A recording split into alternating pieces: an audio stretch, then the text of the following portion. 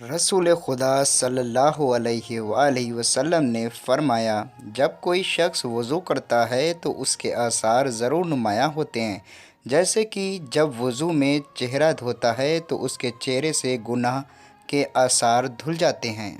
और जब दोनों हाथों को कोहनी तक धोता है, पहले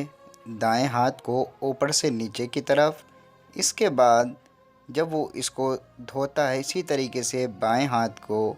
जब वो ऊपर से नीचे की तरफ धोता है तो उसके तमाम गुनाह माफ़ हो जाते हैं जो हाथों से अंजाम पाए हैं।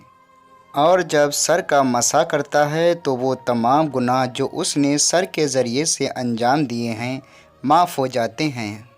और जब वो पैर का मसा करता है, पहले दाएं पैर का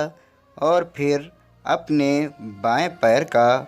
मसा करता है,